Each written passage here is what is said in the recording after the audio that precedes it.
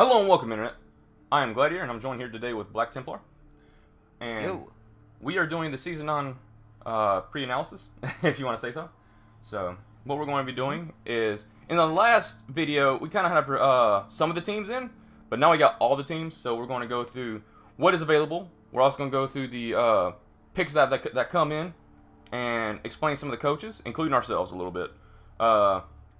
Yep. A little bit of announcement for the few next weekly analysis.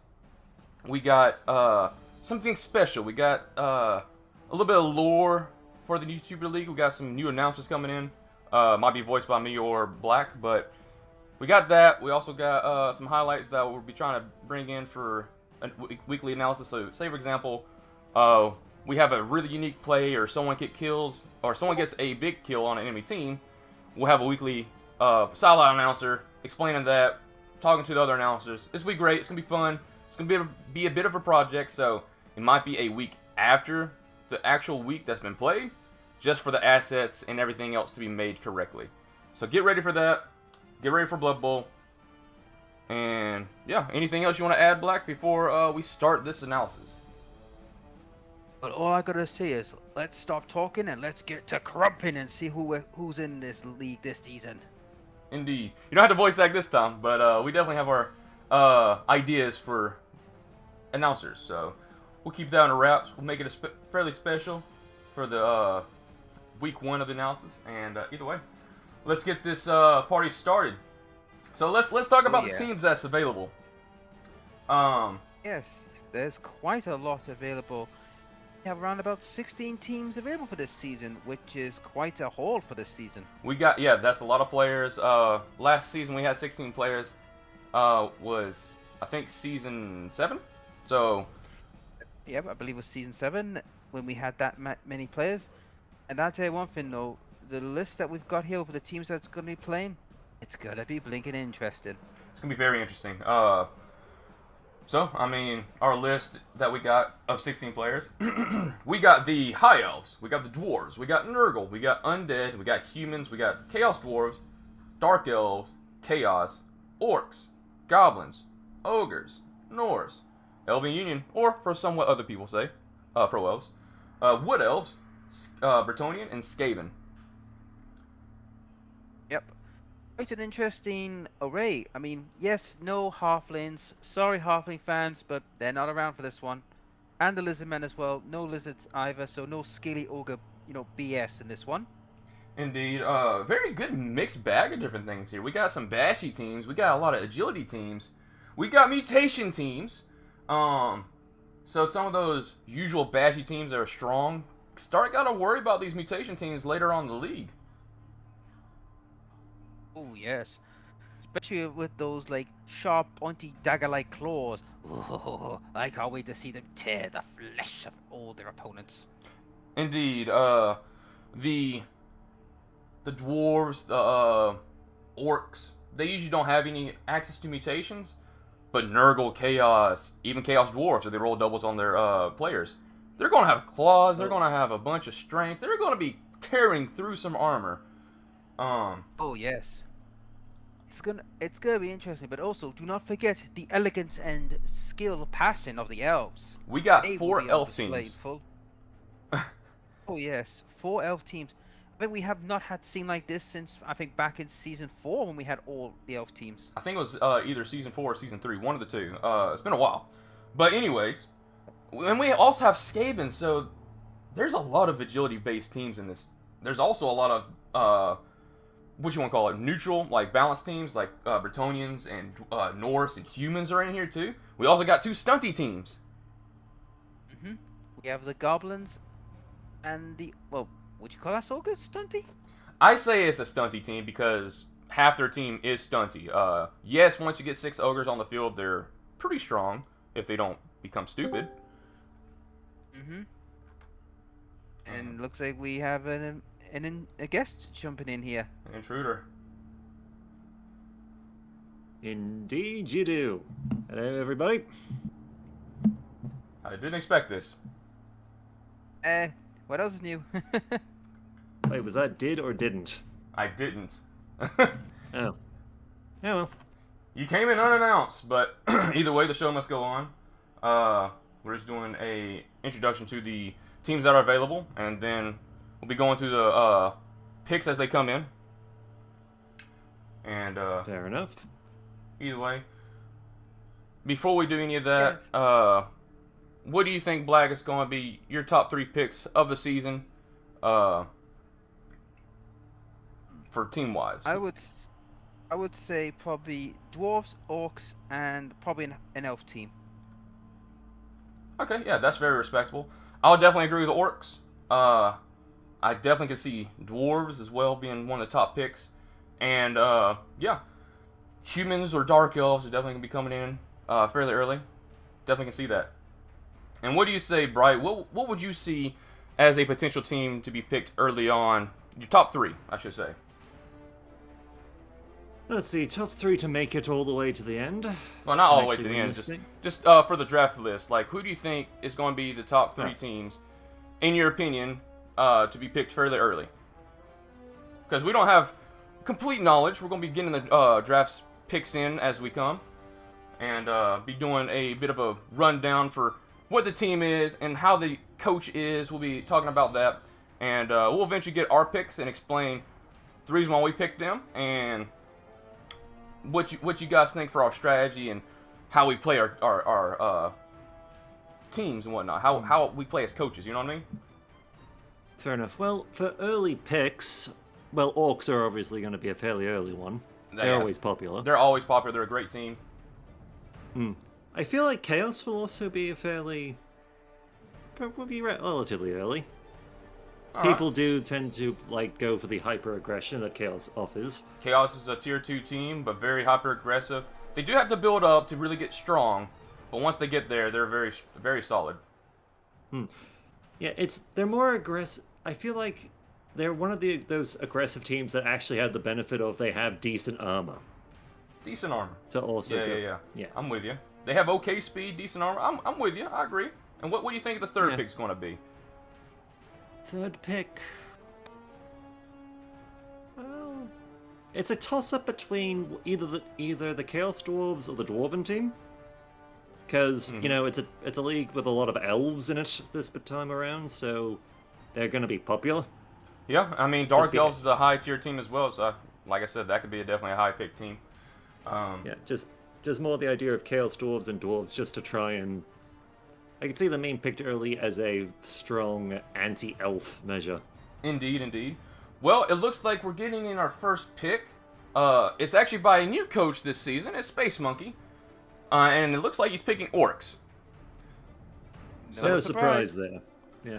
We all agreed Orcs is definitely going to be one of the first few picks in the season. But yeah, let's talk about Space Monkey a little bit.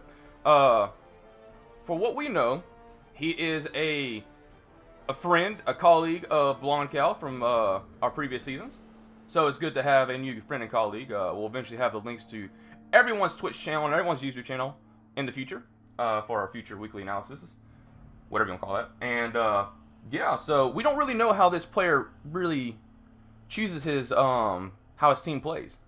So a lot to learn, but we can definitely dive in a little bit about how the Orc team is. He actually already has his team made, so we can kind of do a bit of analysis for how he made it and whatnot. So let's go ahead and dive in and talk about the Orcs a little bit and see what you guys think. Well, to be honest, if he's going to use the Orcs, he's going to have to use them as hyper aggressive as possible, because that's it about the Orcs. They are a very good multi-style team.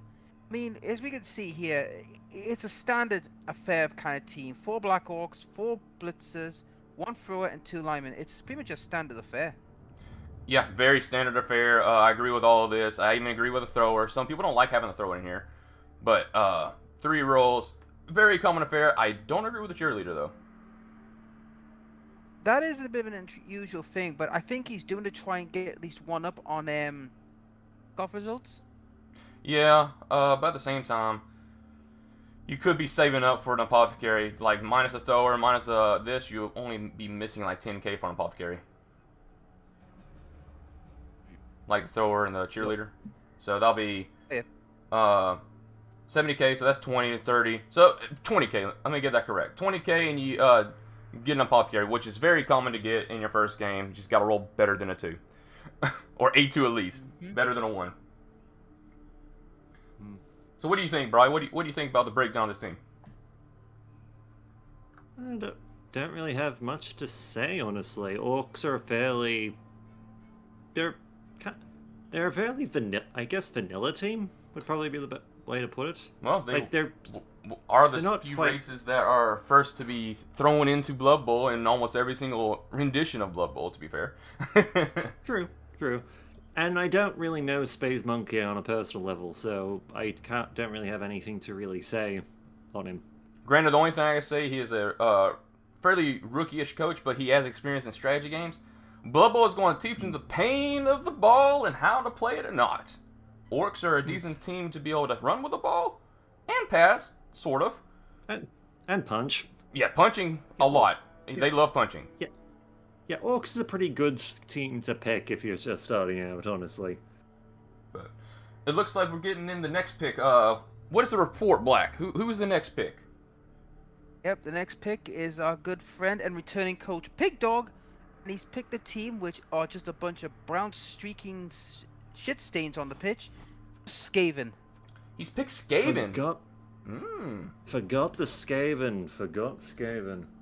Skaven's a really good team, and whatnot. So yeah, they're very popular too, especially in the YouTuber League when they're available. Which I think they've always had a presence in all of the seasons of the YouTuber League, haven't they? Well, Pig Dog's actually played Skaven before, so I mean, it's a lot of good things to be picking from. I mean, they have really good agility. Their Storm Vermin can be the best in the league. Really good movement, and the Rat Ogre, while sometimes unreliable, can provide decent strength as needed on the line. Yeah, it has to be said, just having a big guy who's animalistic with a tail that makes it difficult to get away from him is pretty damn good. Yeah, the Prince Altel is really good against locking down other agility-based teams like Elves. But the biggest problem with Skaven is they tend to die fairly quickly, including the Red Ogre. He's only armor value 8. The thing is, though, we're going to see pretty much, if we're going to see a standard Skaven team, I'm expecting probably at least 2 gutter runners for starters and 2 storm vermin for starters. Indeed. And Pig Dog, he's played Skaven before in the past, and he's made it through the playoffs. He actually got very close to winning the season. He had to fight me in season 2, and I think he was Skaven then. He had Basil, I think that's his name. 1-turn touchdown Skaven gutter runner. Really annoying. But, so he knows what he's doing when he's playing this team. This is true. This is fairly true. Granted, Pig Dog, his strategy, for what I remember in the past, can be quite sporadic. But will that rust that he's been adding on for the past few seasons, will that play a factor in his first few games? I think it will depend on just who he's going up against, because... Well, if he lucks out and gets probably... Who would be ideal? Like, would ogres be ideal for Skaven, or? Well, it kind of like depends. They don't want to fight dwarves. They don't mind elves. No, of course no. That's kind of like an even trade, because if they have the Rat Ogre, it's a great trade. If they don't, then it's like even. They don't really want to fight a very bashy team early on, but at the same time they can take advantage because some of these other newer bashy teams don't have the skills to really do a lot of killing. Like, say, for example, if you do get dwarves, they don't have a death roller, they don't have a lot of mighty blow, so you can have a better chance to survive even though they all have block. So it's kind of like a toss-up. Kind of the same with Norse. Kind of the same with Norse in that regard. Just the amount of block the Norse have. That's a bit less terrifying than dwarves. Probably, I would say it would be the better pick for Skaven to get early on would be something like Goblins or something like, let's just say, I don't know, maybe Wood Elves. Even though they're very, very fast, they have low armor, and you just gotta worry about if they get a tree or not. Yeah, they must be kicking themselves that halflings aren't in this season.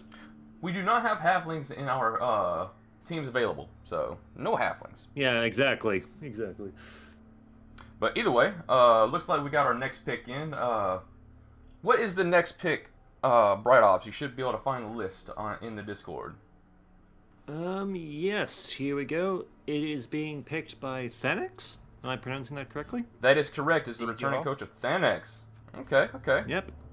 And we are seeing they have picked Chaos. No surprise there. Not really at all. It's a good team to be looking through. And people are going to die. That's the goal of Chaos. Just winning the match is less important than killing people. Granted, Chaos does have the movement to be able to run the ball if he wants to as well. And it looks like he's gone with the standard 4 warriors, rest beastmen. It's a standard classic Chaos team. 3 rerolls. This is a good team to have.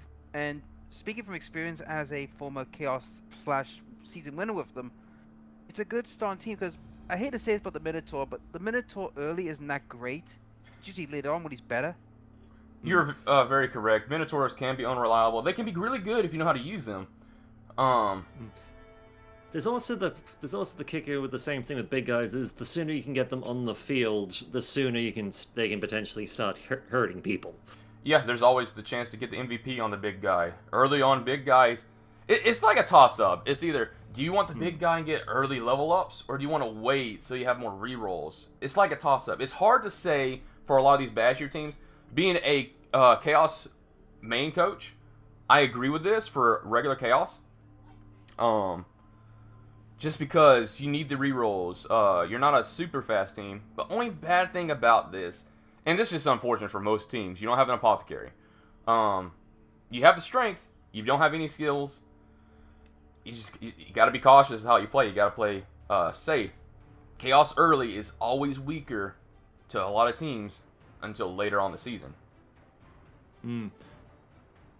Yeah, it seems like they have decided to go with... Yeah, they decided not to take an apothecary early on. Which I don't mind that. Like I said, early on, Chaos don't really need it necessarily. That, I mean, like I said, anything can happen with Blood Bowl, but they have decent armor. Their Chaos Warriors have high armor. So I do expect this team maybe lose a Beastman, maybe get an injury on a Warrior, but they're not going to lose him. I say that now, and I'll probably jinx it next.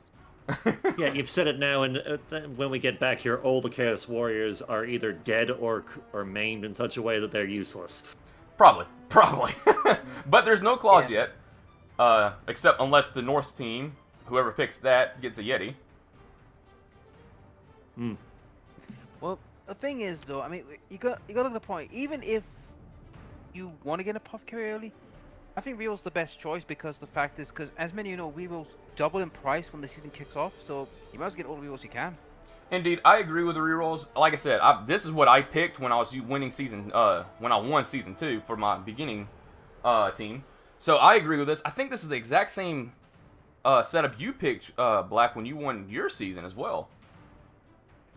In season 5, which it was a hard season, but yeah, it's the thing about Chaos is, and this is something I think a lot of people would reference back to when I won season 5, where you could make one beastman into a pseudo runner passer if you get lucky dice rolls. Well, heck, that's what happened to me. I had a Agi 4 beastman, and I was able to take down your necromancer, and same with yours versus my high elves. Granted, I didn't get good dice that match. I think our first match in season 2 was a lot more close than season 5. That was just a nuffling. But either way, let's talk about Thanex for a little bit. He has played Chaos in the past. Yeah. He's played Chaos and he knows how to use him, but I feel like he will do well this season. It's just long as Nuffle doesn't decide to give him the the proverbial kick in the teeth. Well, that's always to be expected. You always gotta expect Nuffle to do some kind of dirtiness to you. I would say probably the biggest thing I've seen in the past for Thanex is working on positioning. Positioning is always hard to master, but having a safety, if you're fighting elves, having a decent screen. Don't be stacking everyone on the line if you're fighting elves unless you outnumber them and you know that they can't really get behind your back lines. Same with Skaven. Skaven's even faster than elves. So, screen properly, place players properly, and then kill. Yeah. Skaven are faster, but the only ones who are really good at dodging away would be the gutter runners. Well, most Skaven is Agi 3, besides, of course, the Red Ogre. So, I mean, it's still very possible to dodge away. Granted, funny thing enough, Chaos Warriors are Agi 3, so they can actually become a ball carrier if TX wants to, which I doubt. Or you could do what I did last season, use a Goblin to perform a long bomb. I don't think... Yeah, that would. Oh, come on. Oh, you're talking about the Bombardier. No, I'm talking about last season when I was using the Underworld, where I long bombed a ball down the field to get behind Bright Ops. Well, Chaos can't do that. No, but what I'm getting at here is you got about position, how that could be important. Yeah, you're talking about positioning for a one-turn touchdown. Heck, that actually cost me in last season, but I didn't expect it. I didn't think it had in his pocket, but we won't really talk about that. We talked about that in the past. Anyways, looks like we got our next pick. To be fair, but go ahead, Bright. I will just say, for the purpose of positioning, in the event of a long bomb goblin or something like that, when you're just tossing a small player a ridiculous distance, there's not a whole lot positioning is going to do to help you. Like, that's literally the only way you're going to stop that is if you're lucky enough to sacrifice someone to prevent a touchdown. Well, there's a lot of ways to stop a one-turn touchdown throw. Placing players next to the thrower. Like, say, for example, you don't want to place players next to a troll or an ogre, but if you place players, that actually gives a negative effect to the throw. Don't get me wrong, it's not going to be a great throw anyways, because it's usually -5 or whatever, but if they have strong arm, then it's a lot easier. But still. Oh, no, I meant more the fact that if they commit to it and they actually just lob the person successfully, there's not a whole lot you can do. Well, and also making the screen in the backline, that's also another option. It's pretty easy to make a screen. It's not super hard for a stunty player to be able to get through it, but it's still always a chance for the dodge. So place your players accordingly, and you can make it a lot more difficult for a one-turn touchdown goblin throw or stalling throw, whatever kind of throw. Anyway, sorry for distracting the conversation. We have a new pick. Indeed, and it looks like we got King of the Cosmos returning with a Bretonnian pick. Bretonnians. Ooh. Interesting for an early pick, Bretonnians, but they're not what I would call the weakest. But considering Bretonia is now practically going to be disappearing soon for the nobility, but that's another story. Mm-hmm. Bretonians are one of these teams that can either do brilliantly or crumple badly. Indeed. Yeah. It's in this case, it's very much a case of just who they go up against first. Yes, you're very correct. Bretonnian can do fairly decently early on because they have a lot of blockers and blitzers, so wrestle will help, and so, of course, 4 blockers, if they can afford it. Some people choose not to go with all blitzers sometimes and lose a blocker. But yes, those people tend to be very brave and tend not to do very well if they don't have the blitzers. Indeed, the blitzers are the team for this to have. Blockers are really good, and lineman is definitely great cannon fodder to be placed on the line to take all the punches. But the biggest thing here for this Bretonnian team is the coach. King of the Cosmos is an experienced coach that has made it to the playoffs multiple times, including his first season of the playoffs, or of a season. He went straight to the playoffs. He did get knocked out by Roger 2 times in a row for the first round, though. That's bad luck, but if we're looking at Bretonnian in general, I mean, biggest strength weakness of the Bretonnian team is the blitzers, and hear me out. If the blitzers get a few skills under their belt, they are terrifying. They can be. I mean, they start out with general agility and passing starting out. They can get mutations, not most teams can, and they can get strength on doubles. So, but that's not a big deal because their blockers can get strength. So, there's going to be a bunch of guard on these blockers. They already have wrestle, so they don't really need block.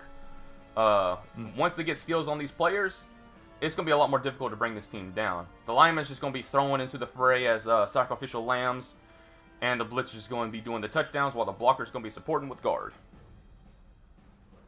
Yep. Unfortunately, it doesn't look like that King has not submitted his team just yet, so we can't actually comment on what he's starting with. Correct. So that's why I went in and actually just made a random teams to look at the stats and whatnot. But I will say, his first fight, like his first game or first few games, can be a deciding factor for how the rest of the season could go. we do have a new rule. Well, not really new. It was introduced last season. If so happen you have a death or a lot of players of your team does die, you can't remake a team with starting at 1,000 TV. But if you lose a blocker or get an agility down or something bad for a blocker or a blitzer early on, that can make or break. More so blitzers than blockers, but that can really make or break this team. I have to feel like that the best case scenario for Bretonia, at least it seems like to me with the teams that are available in the draft, would either be normal humans or ogres. Just for the simple fact that Bretonians start off with more skills than the normal humans do, and ogres, well, the skills they do have would be nice to counter would potentially counter the ogres themselves, and, well, snotlings don't really do shit, and are easy sources of SP. Indeed. While I can agree with the ogres, I don't really say that humans will be an easy matchup. I say it's like balance, because the humans can get an ogre. Bretonia cannot.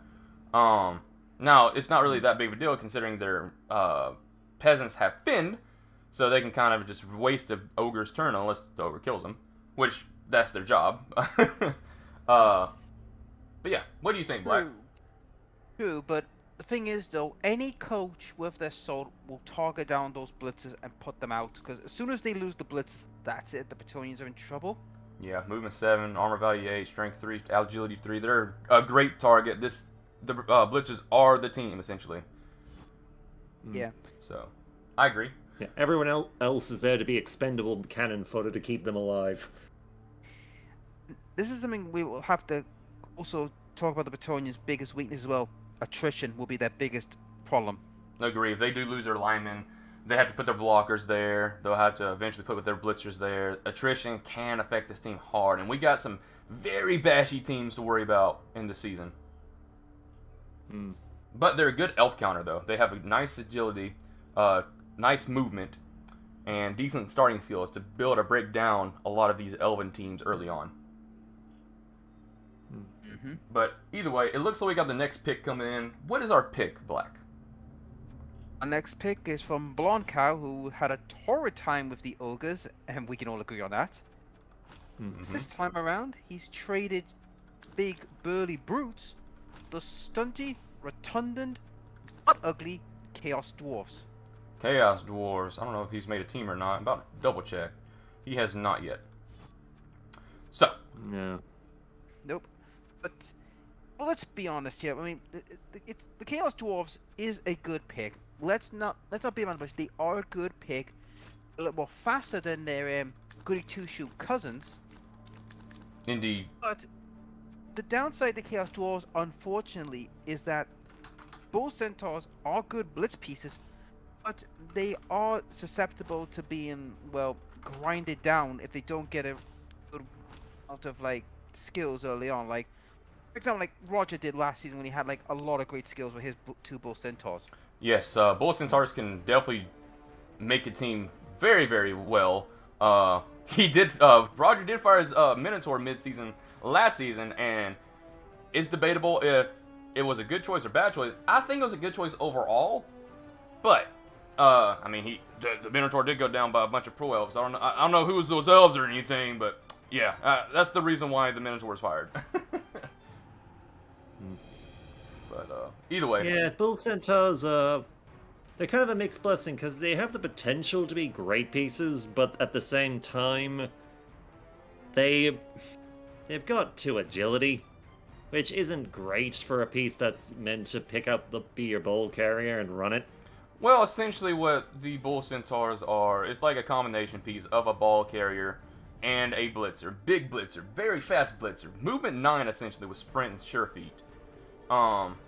And that's what makes this Chaos Dwarf team so effective sometimes. Now, their hobgoblins are the targets of a Chaos Dwarf team, funny thing enough. They're the ones that have agility 3, so they're the ones to be giving the ball to a bull centaur, picking up the ball, mainly doing the ball handling, unless a bull centaur is not available. So, of course, bull centaurs are a good target to try to bring down, but kill those hobgoblins. That's the way to bring down a Chaos Dwarf team. Fair enough. But let's talk about our coach a little bit, Blonde Cal. He has been in previous season. He has been in the playoffs with Pro Elves, funny thing enough. and he had a horrible season last season. Oof. He had to restart his ogre team and revitalize ketchup, and then he still had a tough time. To be fair to him, restarting that ogre team probably did help him a lot. Yes. He lost so many ogres throughout the season. Yeah. The moment he restarted the team and he fought me, I believe he killed one of my better pieces. Indeed. Yeah. But either way, like still, Chaos Dwarves, really good starting positionings with the Dwarves. Dwarves are always good, regardless if it's alignment or not. This is essentially just a Dwarf alignment that has mutation access. And that's what makes these guys very scary. They start with block tackle, and then they can get claws. That's scary. Yep, nothing like a tackle piece that can just destroy whatever is in front of it. So what do you think, Black? Anything else to add about this Chaos Dwarf team, that the pick? Grant, I'm not surprised with the pick, but just the team. I'm gonna be honest.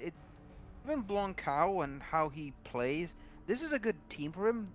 But I also believe as well that if he recklessly abandons his goblins, he could have some serious ball issues. So he's gonna have to learn to protect the little buggers. Yes, I agree. And at the same time, something else I would definitely say that you need to work on, Blonde, is positioning. While you're playing ogres, you didn't care about the ball.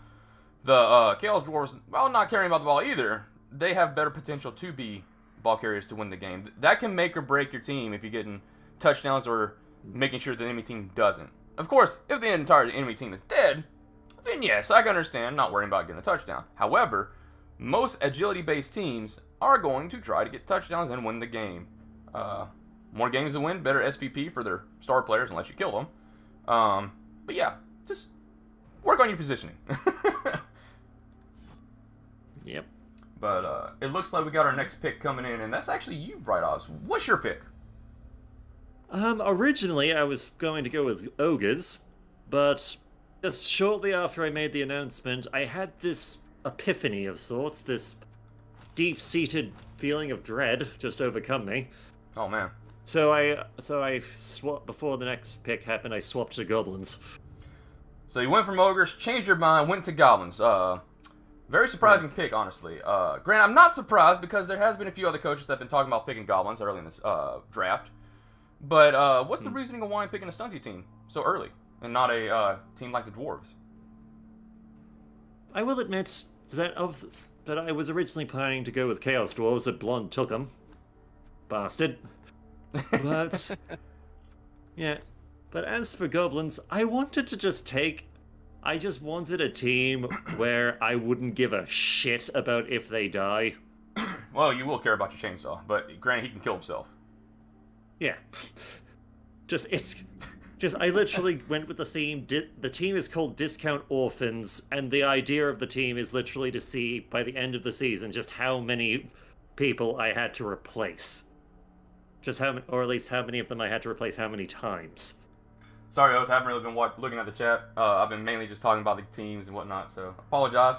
But either way, yeah, your team overall, though, for how it's made, I agree 100% with. I think you can still get 2 bribes with this. I think it's, well, you get half off, so I think it's either 60, it's 100, so 50K. I think it's 50. So yeah. So 50. I agree with this. You can get your 2 bribes, and you got 2, secret weapons, and you didn't pick the bombardier. I agree with that. You have an okay bench. I can tell you this, like, apothecaries, you might as well not worry about, because your goblins are going to die. To be fair, I've picked them up mostly to keep either the secret weapons or the trolls alive. Everyone else is expendable. Something else to think about, your bombardier is only 40k. You could fire a goblin, take away your apothecary, get another goblin, and still have the same amount of team value. Well, yes, but the problem is with the bombardier is we have a lot of we do have a lot of elves on the thing. Well, if that's the case, then use the bombardier as a ball carrier, get him a touchdown, and get some passing skills like pass if you roll it, or something else. If you can get Hail Mary pass with a bombardier, they're broken. This is true. That's just full-on artillery, but yeah. Either way, To start with, I don't disagree yeah, with your just- team setup. I don't. yeah. Yeah, it's more just the fact that I do prefer, just for the moment of just having an additional meat sack I don't have to worry about spending a bribe to keep on the field. I agree. And Apothecary can keep your trolls alive if they still happen to get a injury. I wouldn't worry so much about a Looney. The Fanatic, maybe because he's 70k, but Looney's the same price as a Goblin. So if you lose the Looney, whatever, just buy another Goblin. Yeah. Because he's going to die. Trust me, he will. Even though Batman didn't, but that was a very smaller season. Yeah, that's true. I have to admit, I'm not entirely sure how to level up a Looney. If they level up at all. They don't get level ups on their injuries, but if you get a touchdown with them, they can. Or MVPs, they can. And they can pass as well. They can pick up the ball. I guess if we can really, for some reason I just thought that Loonies couldn't actually pick up the ball because they're holding a chainsaw. Nope, that's Fanatics. Fanatics do not have hands. Like we can look at this guy right okay. here. It has no hands. Players unable to pick up the intercept or carry the ball, and will fail any catch roll automatically. So the Looney has fair. hands. He has one free hand. So I mean, if you look right here, granted it doesn't show with his idle thing, but when he's moving around, he actually has one chainsaw in his hand, and then he has another hand free. So he could actually carry the ball. Yeah, fair enough, I guess. Fair enough. Even though There's nothing quite as terrifying. I feel like professional sports would be a lot more interesting if the ball carrier could actually have a chainsaw in one hand. Even though to tell I don't everyone think trying to stop him to fuck off. I don't think I've ever seen the Looney actually chainsaw someone with a ball. I don't think I've ever seen that animation. So that's a challenge for you this season, Bright, is to have the chainsaw with a ball chainsawing someone. I'll see what I can do. But what do you think, Black? Before we get to our next pick, I'll be honest. This will be interesting to see how Bright Ops handles this team, but I expect a lot of people to get their gizzards cut open by that chainsaw, or the chainsaw cuts him. So prepare for hilarity ensuing. well, we all know that Bright Ops is a very interesting and crazy coach, so Goblins fit his description. Oh yeah, I fully expect this team to implode by the third match. Implode. Yeah, simply because of Nuffle. Agreed. But either way, it looks like we got our next pick in, and that is looks like Grim picked the Dark Elves. That Okay. would be Sergeant Grimm. I don't mind this pick. I agree with it. Dark Elves is a top tier team. Really good. Like it should have been picked earlier, in my opinion, but still fairly early in the season, or not season, but still early in the draft. So I don't disagree. But yeah, let's talk about the Dark Elves. Yeah, it's picked at 7th of 16, so it's picked before the halfway mark. I have to admit, out of the Elven teams, I feel like the two that don't really have much stigma behind them as elf teams would be Dark Elves and Wood Elves. Yeah, I think Dark Elves is definitely the better Elven teams out of them all. Maybe the Wood Elves as well, because they have the War Dancers, but Dark Elves is definitely the best elf team in my opinion. Well, I'm just saying, just as far as the YouTuber League is concerned, it seems that people are a lot more forgiving for picking Dark Elves than they are, say, High Elves or the Elven Union. Well, everyone As in this league hates elves, except Maul. I don't mind elves. I mean, I play them. I've gotten fairly far with them, so I don't mind elves. I know how to fight them. But people who have struggles with fighting elves will tend to complain about how broken they are, which they do need a nerf, which they will be getting in Blood Bowl 3. But I still say they're not as broken as a lot of people seem to have concept of. Well, I get that. I'm just meaning more Dark Elves aren't quite as... What's the word I'm looking for? Hated? Pardon, what was that? Hated? Something like that. They're not quite as assholey as... Well, ironically, they're not quite as overpowered agility-wise as other Elven teams. Oh, they're still overpowered agility-wise. They get 4 blitzers with movement 7. They have a runner that has movement 7, I believe. He does. So they're still very quick. But the biggest thing about Dark Elves on why people don't mind them as much, because they don't mind bashing, unlike the other elves.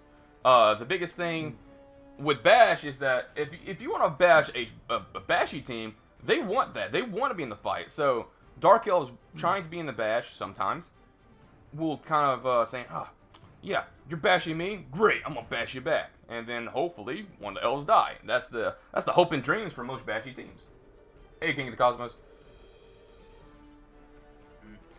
Well, to be fair, I mean, the thing about Dark Elves is, I mean, we haven't seen what is going to be picked, but if we're going for a standard Dark Elf team, I'm going to be honest, we're going to see the blitzers. We're going to see 4 blitzers. That is pretty much a standard thing. But I do believe, if we want to shake things up, because I have looked at different lists in the tournament scene, and I've seen people take Witch Elves. They have 2 blitzers, a Witch Elf, and a runner, and the rest is just linemen. Okay, I mean, that's not a bad team. Like you said, the normal pick list for Dark Elves is 4 blitzers, rest linemen, 3 rerolls or 2 rerolls, an apothecary, or 4 blitzers, 1 runner, the rest linemen, and 2 rerolls. I will say that probably the one player we're not going to see in at least the initial lineup would be the assassin. Yeah, the assassin typically does not get picked because it's a niche. He has low armor, while still good with agility and movement 6. He's just a big target to be punching. Like, he's gonna stab and probably fail and then die. Well, the thing is, though, with the problem with assassins now, in the old rules and in the 2020 rules, he's really not that good now. He's just bleh. I mean, against squishy teams, he's freaking brilliant with stab, but anything higher, like say a human class, just fizzles out. Well, yeah, like you said, like while stab can be good on a lot of squishy targets, we have a lot of very beefy teams in this. We got Nurgle, we got Chaos, we got Dwarves, we got Chaos Dwarves. Anything AV8 and above, the assassin's kind of negated. Like, you're gonna stab him, he says, "What was that?" And then he's gonna punch you with his friend right beside assisting him for a 2-die. But either way, assassins can be a really good safety though with shadowing though. That's something else to be considering. If you do get an assassin, use them as a safety piece. Fair enough. But it also helps in that case that a lot of the pieces that can actually, like runners, gutter runners, that sort of thing, are rather low armor. So stab might actually be relatively useful in that particular case. Yeah, shadowing stay on them. Say for example, this ground runner in this example, shadowing stay on them. And if you have a free blitzer as well, so you can try to do the stab and then come in with a blitzer to knock them down. If the stab fails, stab might be successful. Gutter runners are a lot squishier, so I can definitely like I said, safety assassin just makes sense to me. At least it sounds like it does. Go ahead, Brian. No, I've got nothing. I got nothing. Well, the thing is though, I agree what you said earlier, Glau, that assassins are niche. They're very niche. But like I said, I've seen people use assassins as like substitutions when they're like stuff against squishy teams. Against big beefy teams, they tend to not even get them on the pitch unless they have no other choice. Yeah. So, to be honest, I think with the Dark Elves, they might do well, but I'm gonna have to be honest. This is Grim we're talking about here, and Grim's, let's just say his penchant for having his team nearly decimated. This season's kind of a worry. Well, Grim has played elves before, if my memory serves me correct. And Grim is okay. The biggest thing about Grim's downfall, again, is positioning. Positioning is hard to master. You can do okay with it, but it's hard to master. Even some of the top tier coaches can have struggles with positioning. Yeah. But positioning is very important for elves too, though unlike with say dwarves, which are also a position heavy team, elves have the generally have the movement to have a bit more leeway. The elves have more movement to cover their bases, so happen if, say for example, another elf team does move in a different direction. Dark elves can position themselves around the pitch a lot easier, so they're a lot more forgiving. Unlike dwarves, if you position dwarves worse, dwarves are way more difficult to position because they're so slow. Yeah, you fuck up positioning with dwarves, you basically lost the touchdown. But anyways, we'll talk about Dwarves later. We do have them as one of the potential picks. So, looks like our next pick is coming in, and it's by you, Black. What did you pick? And you're a goddamn high elf. Yep, I picked High Elves, guys. I know this is a shocker, but it was. I'll explain my reasoning why I picked the High Elves. I was tempted for Dwarves, but when I looked at the teams that were in, it was like, ooh, yeah, I don't think I want to go with Dwarves, because if I go for a Dwarves and I don't get the Chaos early, yeah, I'm in massive trouble. And I've had some respect for the Underworld's dodginess because of all the dodge plays I had to do with the Underworld. Yes. So I've kind of given them a bit of respect for the dodgy teams. So I figured, you know what, for one season I'll take the High Elves just for one-off season. I mean, you're a really good coach. You know positioning fairly well. This will be a good challenge for you, though. I know you're good at positioning, but how decent are you with elf positioning? I don't think I've ever seen you play elves before. Mainly because you just throw up in your mouth when you have the sight of them. I'm gonna be completely honest with you. I'm pretty sure, myself included, but most players are gonna try and murder as many of your players as possible. That's to be expected, to be honest, though. It's to be expected, but to be honest, I'll be honest. If looking at the High Elves in general, they are a good team. And they are very good at, screening, playing well. It just means I won't be as much as bashy. Have to end up being, instead of just being like a sledgehammer attacker, and more along lines of precision striking. Exactly. That's how most elf teams play, besides maybe Dark Elves. They target players to break them down, usually ball carriers, if they can get around. Hey, that all rhymed. I wasn't even trying to rhyme. I mean, my team is going to consist of the 2 blitzers, the thrower, obvious reasons, and the rest probably just linemen, because the thing about the High Elves is you don't really need to get any other players bar those 3 players, because as soon as those 3 get high skills, the rest are just there just to hold things up until the others have done their job. No, I will say this though, Black. While the thrower is great, I would say probably get a catcher. Catcher's the same price and they have better movement. I am hoping I have a catcher, but like I said, at the moment, because of my current situation, the fact that I haven't got my computer back yet, I really can't do much about making a team yet until that matter has been Yeah, of course, solved. of course. We do have a bit of a delay to have everyone get into the game and whatnot. And when we do get our first week going, we will probably delay it until you do get your computer so you can play your game. Which I do expect you probably get your computer within the next 2 weeks. I've got to, mate. I'm hoping so. But anyway, back to matters on hand. I would say, I mean, put it simply, right? I've always stated this about myself, right? People like me, Molt, Oath, and yourself, Glider. If we get any of these top tier teams, it's like handing us the keys to a nuclear arsenal. It's like saying, right, go wild. Go wild. And I mean, of course, like you've seen some of these teams, like heck, both Malt and Oath won seasons with Elves. I got really close with Elves twice. I got to the finals with High Elves. I actually went undefeated with High Elves and got to the playoffs with Pro Elves. Just I misplayed one of my turns and whatever. It happens. But Elves are really good teams. Like people say that they're broken, which they can be broken, but they also could be broken themselves. Like I'm talking about torn in half. But you do have higher armor, so you have a better chance to survive. You have decent movement. Your blitzers are going to be your best players. Of course, your thrower is going to be a target too, but your blitzers are your key players, just by going from experience. Eventually, I know you will get catchers. Catchers are really good players to be going down the field, catching the ball. They have really good movement, decent safeties. I know from experience because of paper. Granted, he has strength 4, but still. Your biggest thing is getting skills early.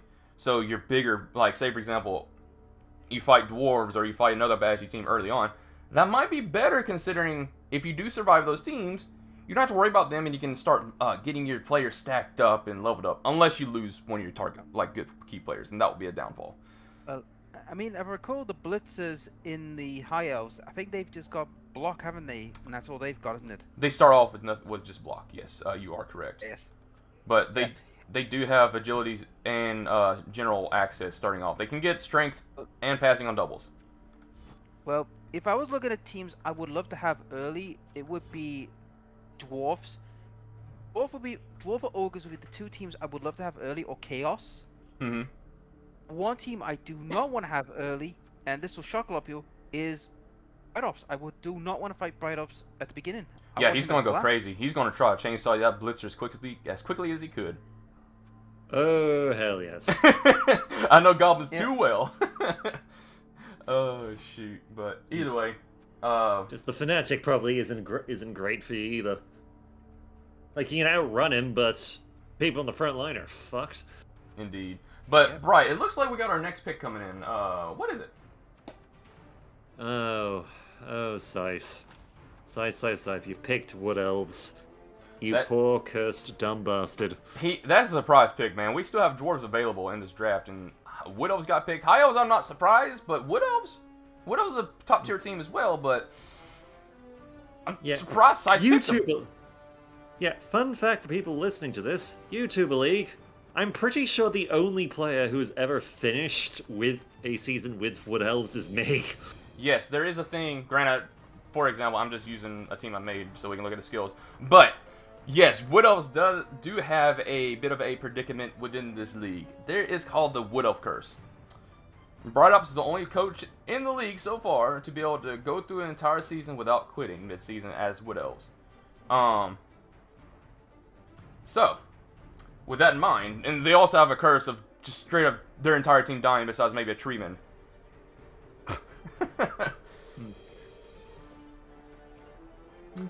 But either way, to be fair, I did. Go ahead. To be fair, I did pretty well. I got to the playoffs. I got eliminated for round 1, but sorry about that.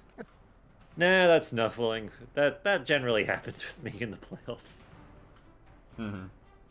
Yeah, but to be honest, I mean, it's one of those things with Wood Elves is that the main strong player in that team is the War Dancer, without a shadow of a doubt. The War Dancer is their strongest player. They start off Blodge. There's only 2 players that start off with Blodge in the entire thing of Blood Bowl, and that's War Dancers and Blitzers and the Amazons.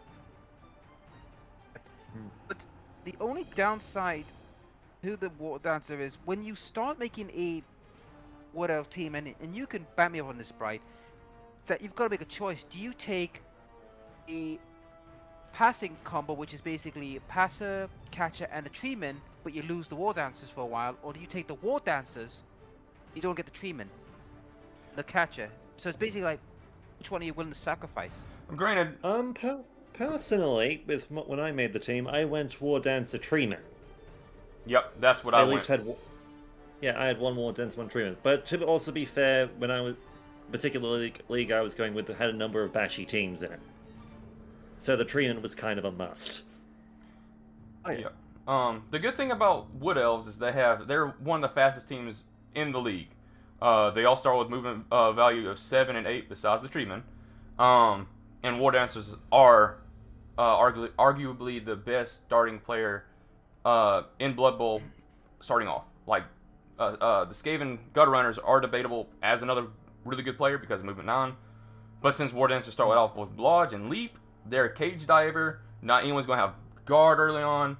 They typically still have short lives because they go into the fray. True, but at the same time, they also have the benefit of if they can survive and level up, they actually have access to quite a lot of stuff. Indeed, they are definitely SPP hogs.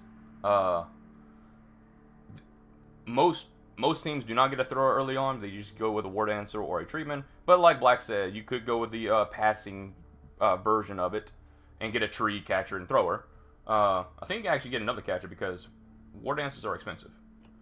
But you might still be right because the Treeman is the same price as the War Dancer, so you get one tree. Or you could get one War Dancer instead of a tree. So it's just, you can debate on what you want to pick as. However, we got to talk about the coach playing the Wood Elves, and that's Scythe. He's unpredictable. Unpredictable is not the word for it. Was Scythe. He's pure chaotic at times when you think about it. Isn't that what chaos is? Unpredictable. Yeah. Just talking No, wise. far from it. If a Chaos team, you know you're going to get the shit kicked out No, of no, you. no, no, no, no, no. Like, I'm not talking about the team. I'm just talking about the word in general. Chaos means disruption, and unpredictable is disruptive. See? And that might pay off with elves. Maybe. Because honestly, being disruptive and chaotic means potentially your opponent won't be able to pin you down and just kill all your people. No, what else are going to die anyways? They're armor value 7. Well, obviously, but I meant more the fact that Scythe might potentially keep them alive a bit longer than a round or two longer than you'd expect. Maybe.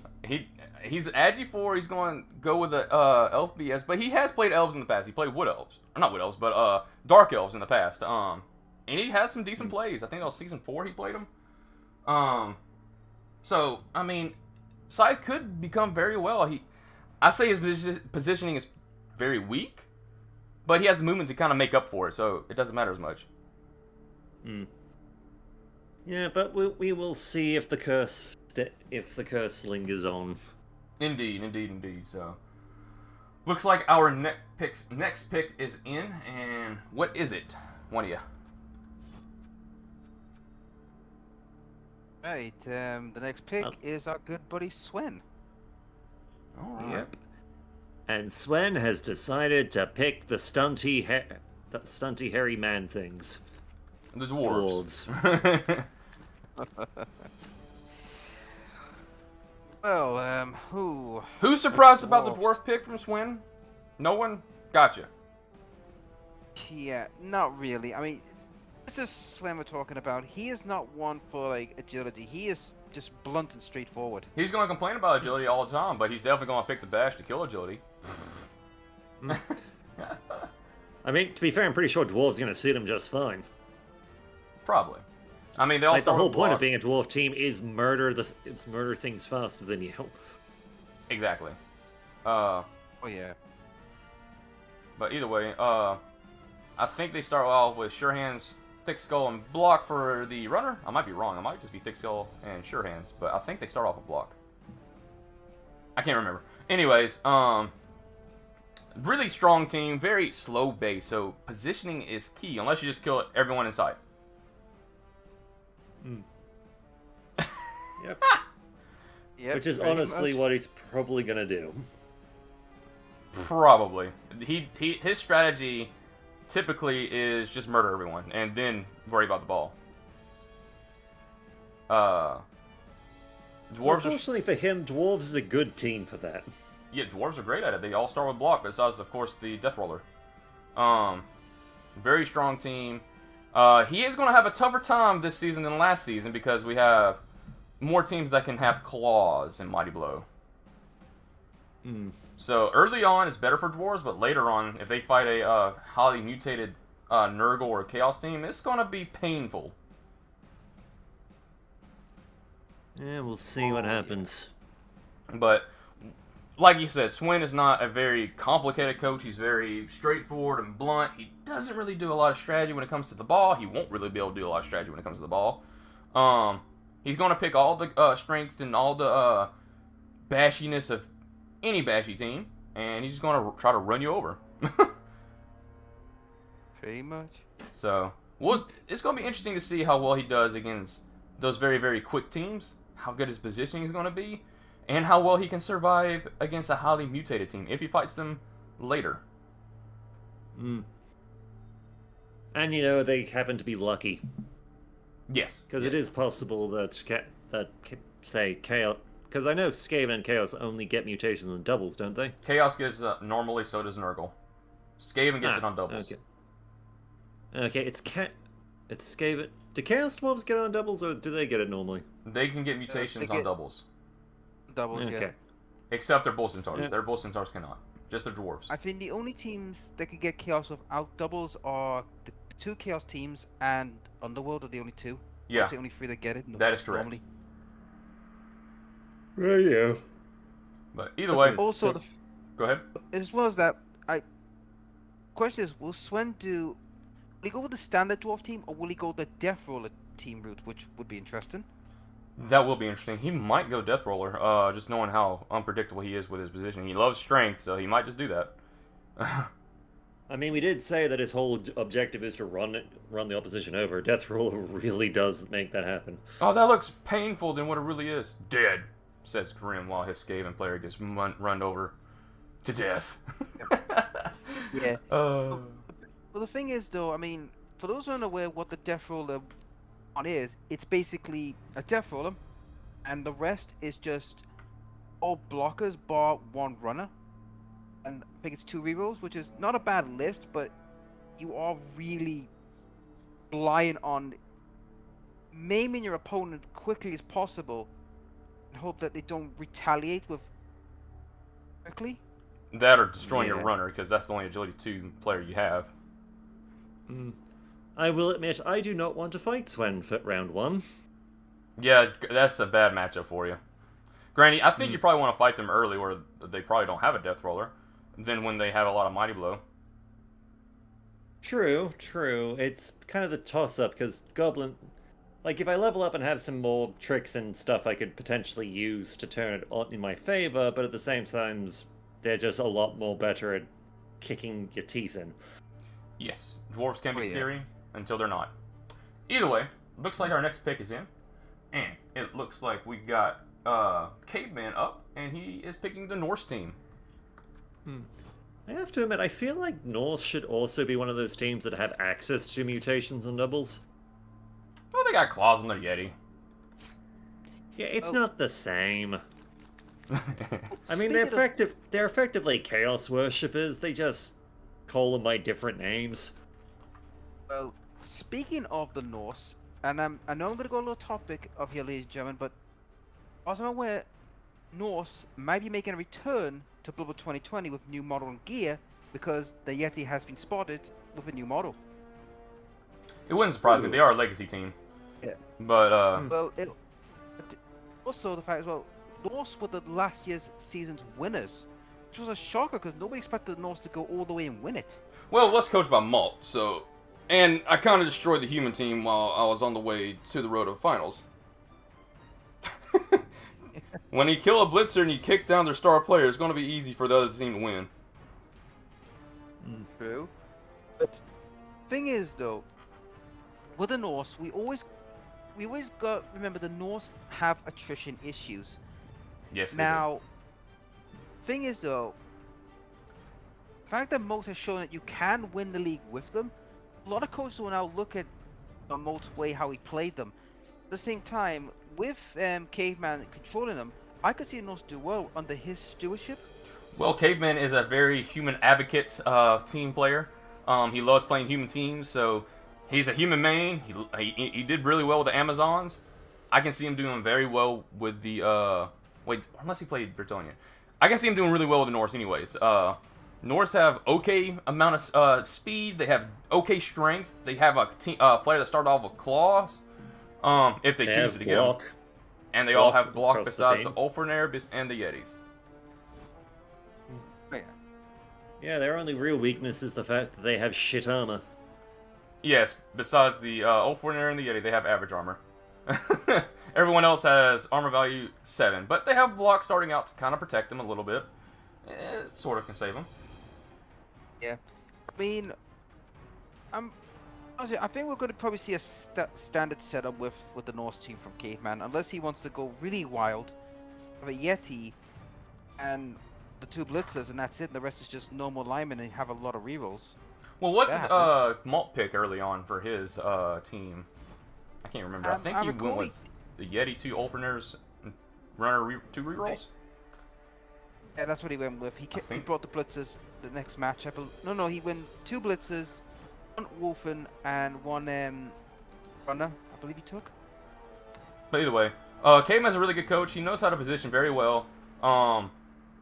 Norse, I think, has okay strength access. The Berserkers have strength access. I think their Ulfrinairs do too. They do. And general. So Ulfrinairs are really strong. Runners have agility, so he's gonna get dodged with him first. Throwers only have passing, no strength, and regular guys just have agility. Of course, the Yeti can get not mutations, but can get strength. So first thing for Yeti is gonna be probably Mighty Blow or Guard.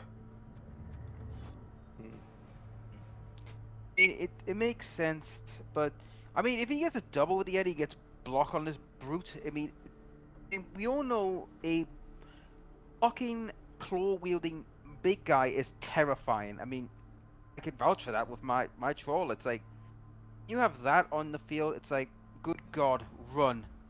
Indeed. And like I said, Caveman is a really good coach. He has decent positioning, and probably the biggest thing this team is going to be affected by is how decent can they survive against bashy teams, both early and late. They get weaker later on the season.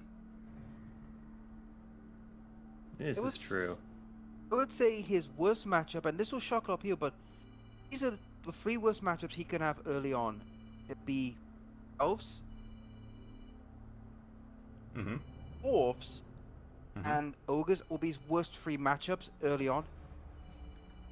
Yeah. I can agree with that. If he gets Dwarves, it's going to be a little bit hard to break their armor, even with the claws. Like, you have to go through so much armor. They have as much block as you do, and they have tackle. So yeah, I can agree with that. But either way, anything else y'all want to add before we talk about our next pick that just came in? Personally, I feel like probably one of the worst teams they could potentially go up against would also be Goblins, because between my Fanatic and a Chainsaw, I could do a lot of damage. That is true. If you're successful with your special weapons against them, and you have 2 Trolls, you could do some chaos, some destruction to this Norse team as well. Indeed. Oh yeah.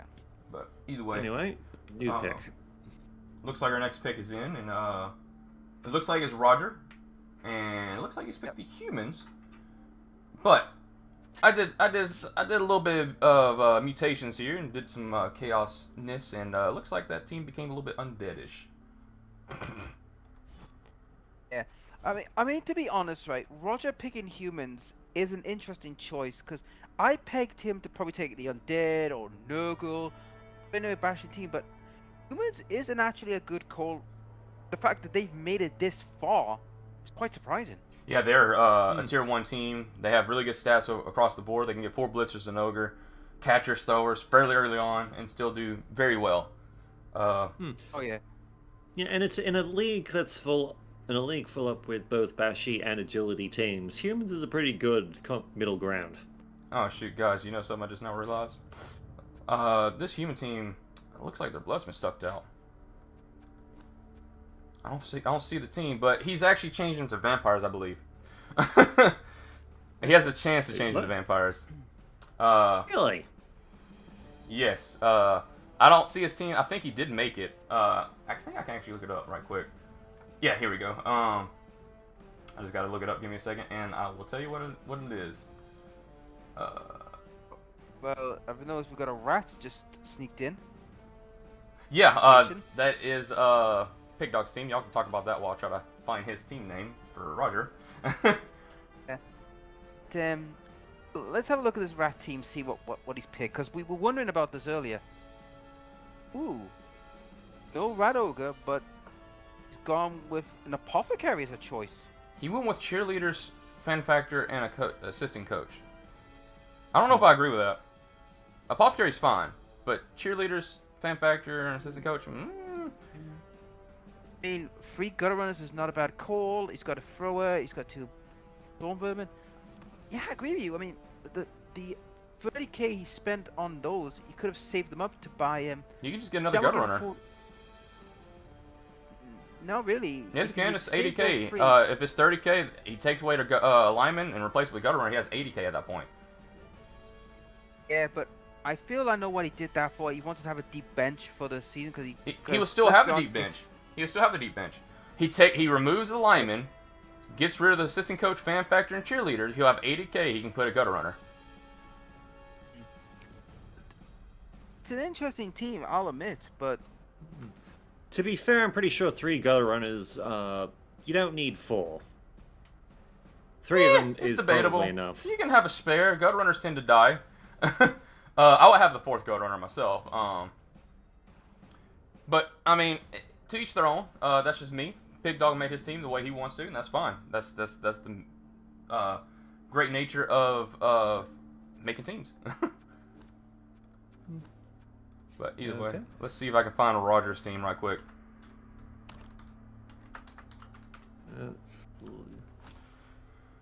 Yeah, I don't think Roger's submitted a human team yet.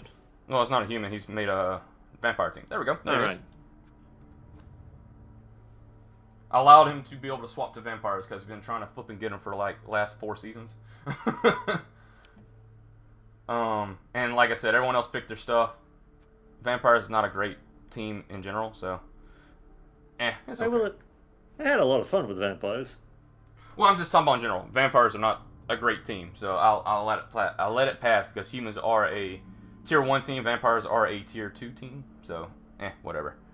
I allowed it, so that's a bit of a thing for you. He picked humans, and I allowed him to be able to transfer it to vampires if he wanted to choose to, because he's been wanting vampires for the last 4 or 5 seasons. Because he gave Joe the vampire pick that he could have.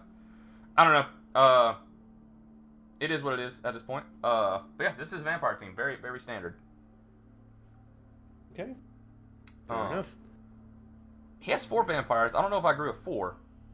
I think that's what some other people did in the previous seasons. But 1, 2. Yeah, I didn't do 4. I believe I started with 2. 2's not bad. 3's okay. The biggest thing about vampires having 4 of them is that without too many thralls, the vampires can suffer very quickly. They're not Blood Bowl 3, so once they bloodlust, they're off the pitch. Yep. I mean, thing is though, for those who are unaware, in Blood Bowl 2020 they have animal savagery now over Bloodlust, which I think is a weaker version. The thing is though, 4 vampires could make things really difficult. Yes, this is a bit odd in my opinion. Like, I would get rid of 1 vampire and get 2 more thralls. That's just mine. I keep everything else.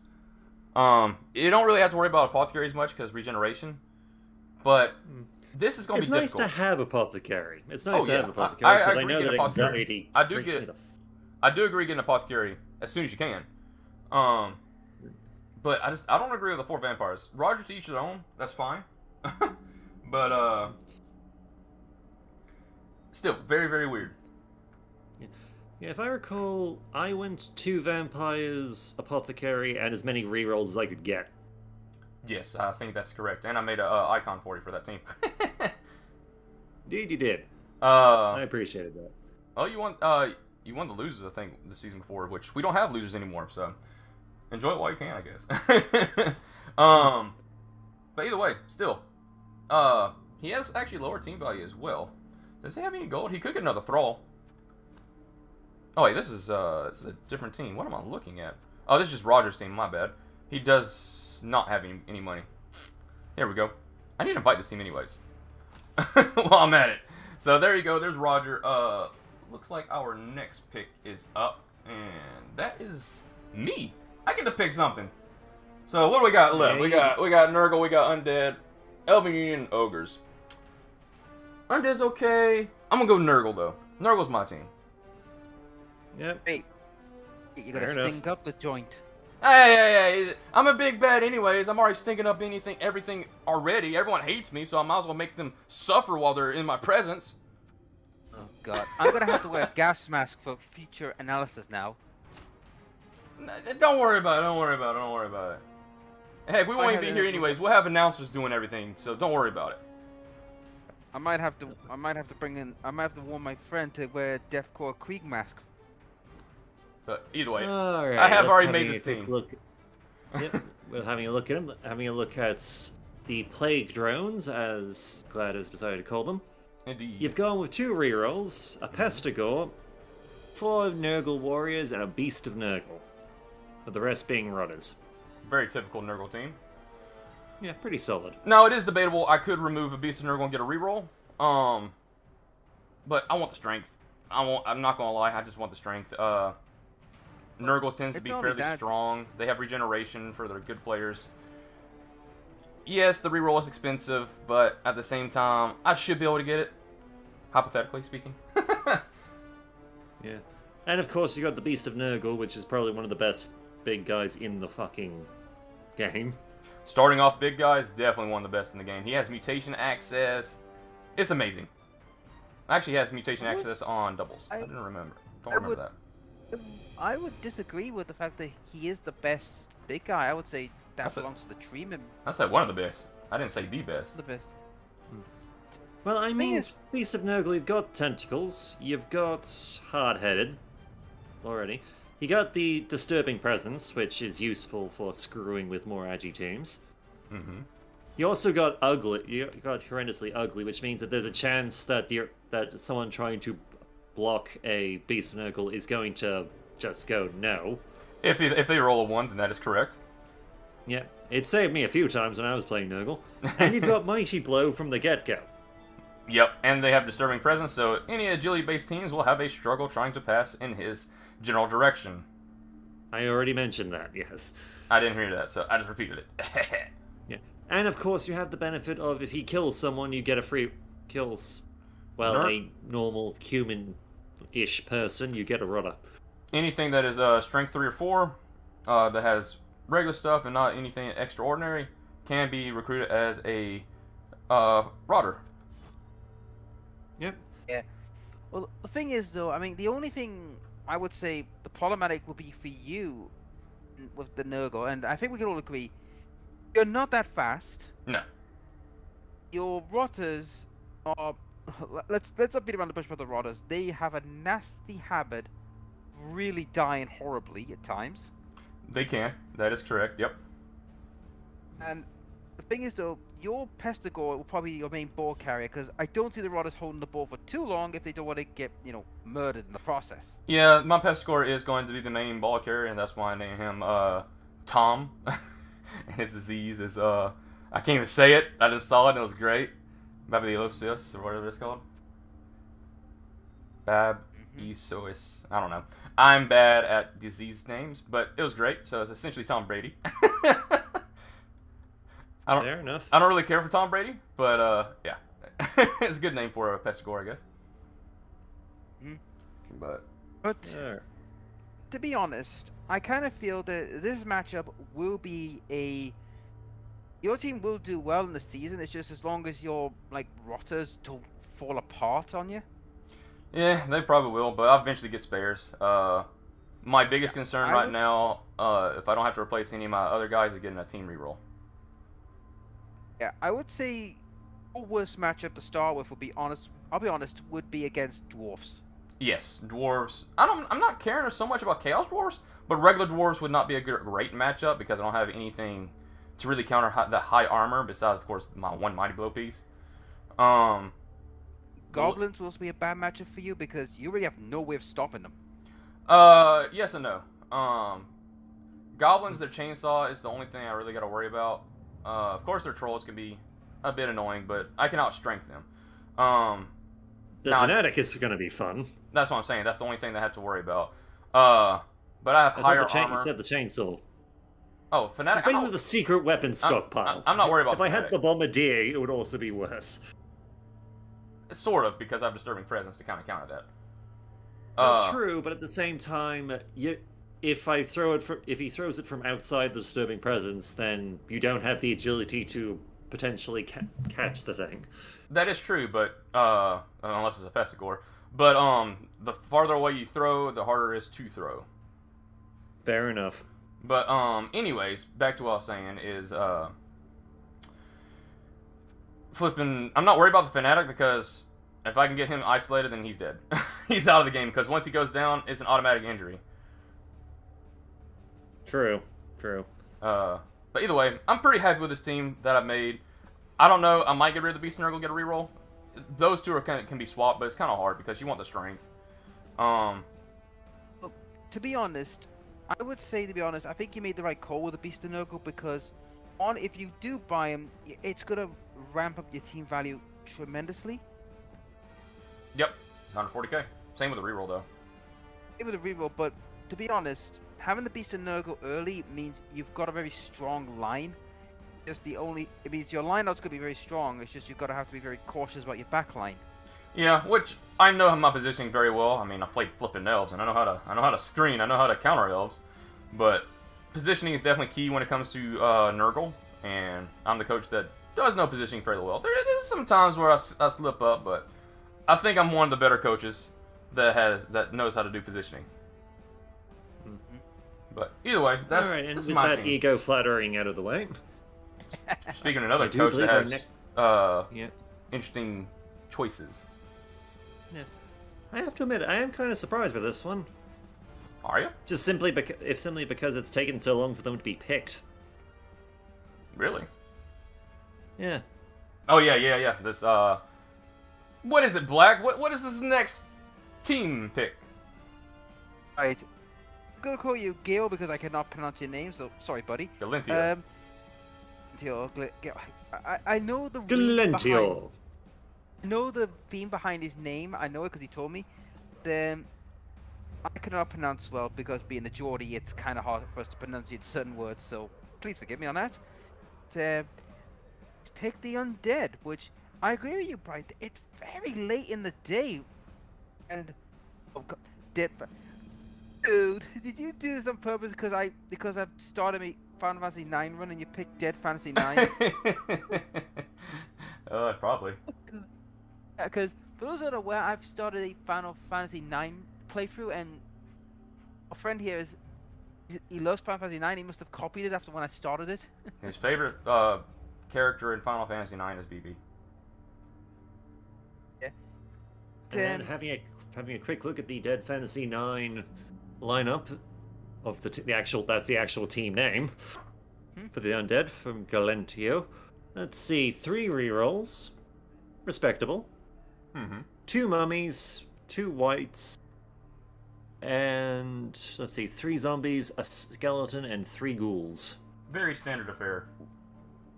Not really. This is quite interesting because normally with the undead team, they're usually 2 rerolls because they would normally have a couple more zombies to fill out the bench to make sure that they've got because no offense to the skeleton, yes, they have a better movement, but they really get hurt in prodigious fashion. And also as well, if we look at the fact he's got 3 ghouls, don't get me wrong, ghouls are good.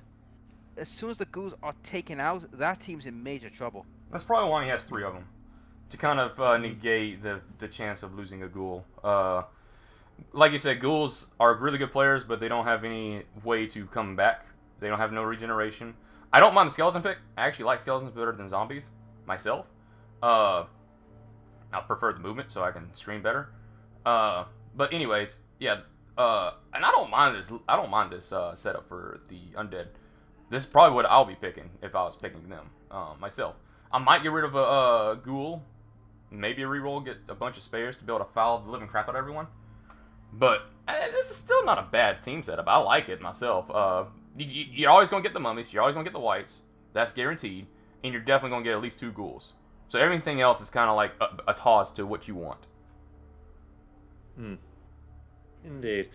I feel like this particular team is going to be... How am I going to word this? Depending on how Nuffle decides, if he starts losing players, he's in trouble. Indeed. If he loses mummy, Yeah. if he loses whites, and he's going to lose ghouls, but if he loses them early on, that will affect this team pretty hard. Yeah, true. Fair enough, but I mean just more, even early on, he has no back line. It's very much a case of if he starts losing people early on, he will be outnumbered, and that's just going to risk a snowball.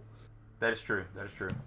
Yeah, but we have to remember though, the mummies themselves are very good line pieces, but the problem with the mummies they are slow, and as soon as a mummy goes down or will get away from them, they're pretty much dead in the water. Or you mean underground? Maybe. Underground. Because they're Yeah, maybe. I will admit, the Undead was probably one of those teams that last season I had trouble with as Khemri, simply because of it was mummy versus mummy. And the Undead mummies are... It's kind of a toss-up because the Khemri mummies, you get more of them, but they also have rot. So if they go down, you risk them going down hard. Yeah, if they don't regenerate. Yeah. I like regular mummies way better than Kimry mummies because they have Mighty Blow starting off, and yes, the movement, but they're still the same essentially. It's just that you don't have to worry about the rot or the decay of it. Yeah, decay. That's the word I was looking for. My bad. The thing is, though, I mean, if we look at the undead in full retrospect, I mean, we know the coach is very good at what he does. He's proved it to get to all the way to the finals, which was impressive. Indeed. And to be honest, I kind of feel that he will have with the undead. He's going to be more bashier, but we might not see his renowned trick plays he does with his players. Yeah, he won't have the real movement to be able to do those nice plays that he could do with the humans. He doesn't have the agility to do it either. I don't think there's actually any player on this team that can get passing regularly. Yeah, there is no player on this team. So he's gonna be running. He's gonna be doing mostly running, and this is where I think he's losing a bit of what he could do. At the same time, it might be interesting to see how he performs in that regard without using his best skills. Dude, here's a little bit of lore for this team, by the way. All these names are fake. They're actually just the actual human team that was from last season, and they just died. CM Punk is one of the mummies, and so is the ogre. He's one of the mummies. Oh god. Shoot. I salute him. I salute him for doing it. And plus, the whites are the blitzers that died. Thing is, though, I kind of feel that this will be an interesting team. I would say his worst matchups, pretty much anything with block.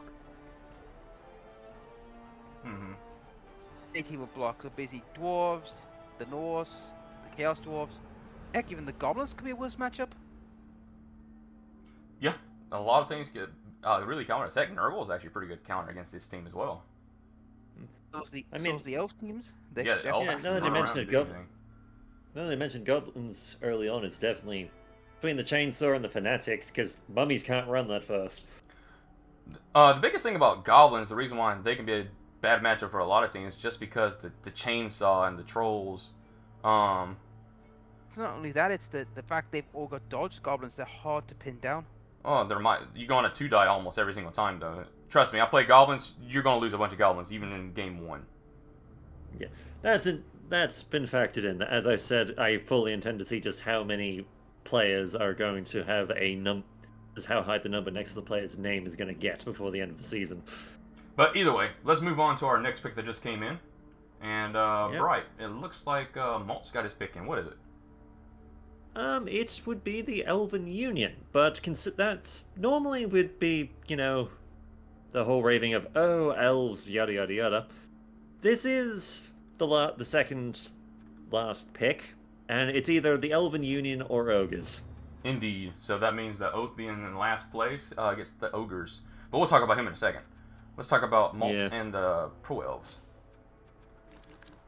Yeah. I'm pretty sure even the most anti-elf hating supremacist would not fault Malt for picking Elven Union over Ogres. Well, he is an elf main, so he is going to do very well in the season, I will say. Unless he just lose everyone like, I'm talking about his good players, because he's going to get 2 blitzers, he's probably going to get 2 catchers, maybe a thrower, first bit of the season, and the rest linemen. Yeah, that's up to Nuffle, though.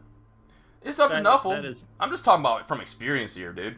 I lost so many line elves throughout the season, dude.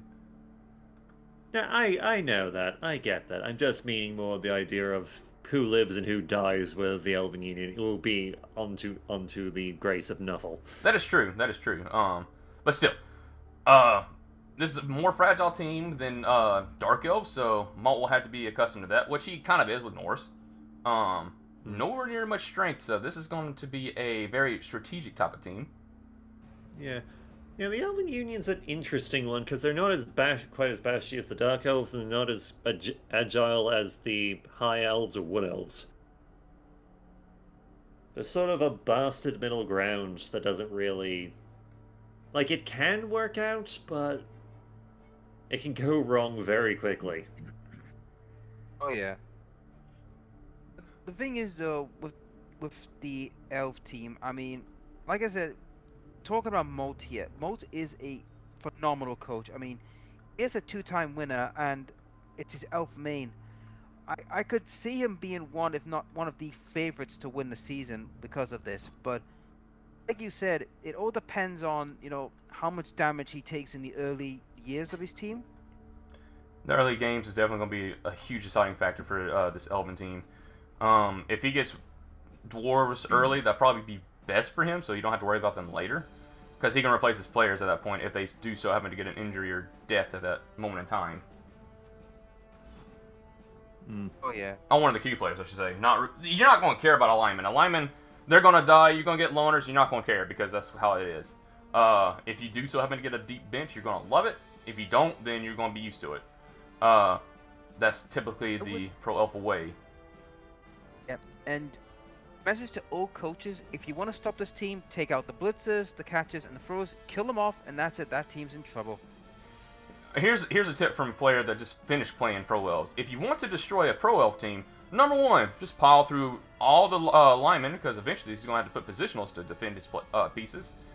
If you can get a hit on the blitzer, do it. If you can get a hit on the catcher, do it. The thrower, he's going to be in the back lines. He's not going to be much of a threat, but the catchers and the blitzers are the key pieces when it comes to getting touchdowns. Throwers and linemen are going to be annoying, but they're not going to be the key pieces. The key pieces are catchers and blitzers. So kill them if you can. If you can't, then run down the rest of the team until they don't have a choice but to place them on the line for you to kill. Fair enough. But either way, Yeah. let's speak about the last coach on this list, and that's Oathmaster, and he, of course, is forced to be the Ogres. Yes, and I'm looking at his team right now. He's picked a rather interesting start, but when you think about it, a pretty good one. As far as ogre teams are concerned. Wait, did there it is. Yeah, there it is. Okay. He hasn't finished it. No, I believe he has. has. He's going with Noblars for loners? Yeah. He's literally, for those at home, he has picked up 4 rerolls and 5 ogres. He has not hired any noblers, so that means when he goes into it, he's going to be having journeyman loners. It's not a real team. That's what he's saying. Well, it's kind of debatable though, because some things are pretty shit anyway. Even with when you actually have the actual thing.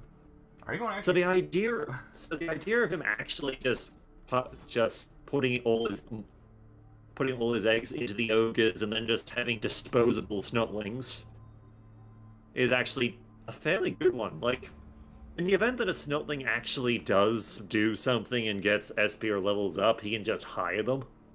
That's true. After the match. That is true. Yeah. Well, actually, no, they're all going to be mercenaries. They're not going to be, well, actually, they will be journeymen. I take that back. So you can hire journeymen. Mercenaries you cannot hire. So, yes, that's very true. You could hire a Noblar if it still happens to steal the MVP or gets a level up or whatever. Or SVP. Yeah. So, in all reality, yeah, this is not a bad strategy. I say it's bizarre because we're not used to it. But at the same time, it's still not It that seems bizarre, but when you actually stop and think about it, it's insane, but it makes perfect sense. And the biggest thing about this is he will be relying on the ogres to really be a ball carrier. He might try to get a Noblar to pick up the ball, but he's going to just use them as cannon fodder to either put assists or fouls in. The only bad thing is, we're going with this, he won't be able to potentially do a lot of fouls himself because, well, he might not really care. He might just be trying to go for pain. If he does go with this team, if he doesn't, then we'll see something else. To be fair, if he's successful with a... Like, there's dangers to doing a foul, but at the same time, if he's successful, but he loses the piece, then he's traded a snotling for anything else. Well, I say it's a bit broken. It is a bit of a gray area. Typically, when it comes to most tournaments, you have to have a full roster. This is probably shouldn't be legal. Yeah, I'm gonna have to add that rule. Yeah, this should not be legal. You have to have a full roster. I'm gonna have to add that rule. I don't agree. This is taking advantage of just Blood Bowl in general. I will. We'll probably have to discuss this as an admin thing, because at the same time, I get why you say that, but at the same time, I kind of want to let him play it. Like, maybe we can add that as a rule next time. But here's the thing. Here's the thing. Once he gets loners, he's going to get more team value, and that's going to be a team value over 1,000. Well, the thing is, though, I mean, we could do it in Blood Bowl, the old Blood Bowl rules, but in the new rules, the team would be classed as illegal, because in the new rules states, I quote, because I've got the book stating that when a team is formed, it must be 11. You cannot have a loner as your starting team, and also you must spend 10k to have one fan factor, regardless. So basically, if we look at it this way, I mean, in reality, this would be classed as illegal. Yeah, and I'm classing this as illegal. Wait, they have to do the fan factor thing? Yes, That doesn't meant. I don't think you have to have the fan factor, but you have to have at least a full roster. If you can't have the gold to buy the fan factor, that's a different story. No, in the new rules now, you've got to have a fan factor now. Granted, I haven't played Blood Bowl 3 or the new rules, so I don't. It's all assumptions to me, so I don't know. No, I've got the rulebook. I play it, and it states clearly you must have at least one fan factor. You have no option in the matter. But yeah, we're gonna say this is illegal. bullshit. You can't use this. Oh, this is broken. You can't do this. That's going against like the loner rule, and plus, like I said, you'll have a team value over 1,000 if you get nothing but loners for this. So, even though Like, hypothetically being a really good idea, it's just it goes against the rules. Like, for what it's worth, Oathmaster, I tried to support this madness, but alas, it can't happen. Yep, I'm gonna have to add that rule for other clarification, but just on a standard wise, like your team value be over 1,000 if you get loners, and that is against the rules for starting out. Yeah, and plus the fact as well, I mean, yes, you could get away with it in the older rules, but in the newer rules and Blood Bowl 3, you can't. You have to start the roster, which I know it sounds a bit pedantic, but that's the way it goes. Like I said, very cool and out of the box type of style of ogres. I would say like that's actually would be interesting to see in like tournament play, but I don't think, like I said, it's legal in most tournaments. I don't think it's legal in Blood Bowl like Cabal Vision like ladder. I don't think it's legal because you have to have 11 players, I believe. I can't remember. I don't know. Yes, you have to. You have to have 11 players. You don't have a choice in that matter. So yeah, get your 11 players, then it'll be legal. Granted, technically he could still actually have this team. I think if he got rid of a reroll, he has 20k, so that'll be 6, and then we got 70k. So he could get rid of a reroll, and then have the rest of Nalwars. He could do that, I believe. Yeah. Oh yeah. That's the thing, though. I mean, we did go off a little bit about talking about the future rules that are coming, but the thing is, though, with the Ogre team, it's a pure game of luck with these guys. I mean, we all know that with the Ogres. Yeah. He'd probably be... Like, how much are Snotlings again? 20k. Yeah. Well, 10k? 20. Well, the 10k now in Blood Bowl 2016, but in the new one, I think they are now 15k a pop. No, they're 20k in Blood Bowl 2, dude. 20k. 20. So Okay, so they've actually gone cheaper. That makes sense. But in the new rules in Blood Bowl 2020, they have called Disposable player rule, which means that they don't contribute to team value. Huh. That's what they're called, lower cost linemen. Basically, it's the same with their own team, the Snotling team, where they don't contribute to their own team value. Well, that's Blood Bowl 3 and Blood Bowl 2020. In 2016, they are 20k. Yep. Yeah, so 20k, so... Like I said, he can get a In order to reroll, fill and up- he can get the rest of his roster, at least 11 players. And still have 5 ogres. Oh. Actually, wait. No, you said they were 20k, right? Yeah, that's what I said. That's the 20k. Look, 20k now, but once Blood Bowl 3 comes out, they'll be 15k. This isn't So Blood then- Bowl 3. We're discussing the purposes of this game. Yep. The 20k a shot. Yeah. Oh, he going to get 2 rerolls. So Let me if get he- that right. I mean, if he wanted to keep the rerolls, he would have to lose one of the ogres, Yeah, that's true. and I think that would not only cover the snotlings, but potentially he would also get extras just for the backbench. Well, what I just did right here, he can have 5 ogres and the rest of Nobblers and have 2 spare Nobblers and 2 rerolls. He could do that. That is legal. Yeah. I mean, Or if he wants to keep the rerolls, he could lose an ogre and just get a shit ton of snotlings. what I find hilarious is, and I know I'm going to reference Bubble Free, but hear me out, gents. That ogres in the old route, in the current rules we're using now, are not that great, but in the future rules, they're just so freaking insane. It's unreal. Well, they're a bottom tier team that got buffed super hard. Kind of be expected. Yeah. Oh yeah, The fact they that- needed it. They needed it. But the thing is, though, I mean, when you have an ogre team that is buffed in Bubble Free, which is like the nobles don't contribute to their team factor, and they're nearly 600k in like value, they just laugh at other teams now. It's like they always become from being the worst to being one of the best joke teams in the leagues. Yep, ogres are definitely good. I think halflings is way better than they are before as well. Same with goblins. They have a doom diver. They have smarter trolls because their loner's only 3+ instead of 4+. But we're talking about Blood Bowl 2 here, so let's get back onto the topic. And Yep. either way, if you have a lot of different options, you can't do this. This is illegal. Good try though. It was tempted. And you made us think about it, so I'll give you that. Yeah, we discussed it. It wasn't just an instant ban. Um, But to be honest, if we're looking at this, I feel this team is going to cause a bit of mayhem and mischief. But if we're going to look at it from, like, with all the picks now, I think, to be honest, I think we can pretty much see who's likely to be making it to the playoffs, or who we think might do well to get there. Yeah, if we take a look at our list, which I can't show it on stream, the better picks, I say, or people that's definitely going to make it to the playoffs, these are my 8. I'm not going to include myself because I'll be self-biased. So not including myself, I'm going to have 8 players that can definitely potentially make it. I'm going to definitely say Pig Dog can make it very easily.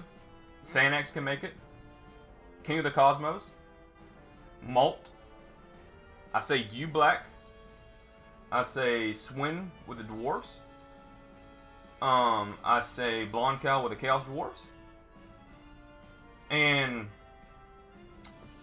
since I got 7, of course I'll say 8 for myself. I'm just being biased.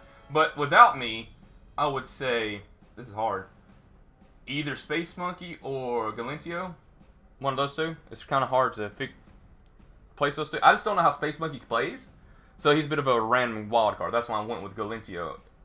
If Space Monkey so happens to be a fresh green coach that don't know anything about strategy and Blood Bowl yet.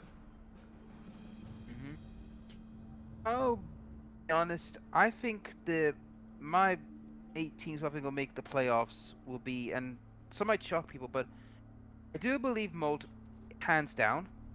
This is Molt we're talking about with elves. Galentio, I think I got it right this time, is Undead because he is a good coach, and Undead is a pretty strong team as long as he doesn't get screwed out early. Yep.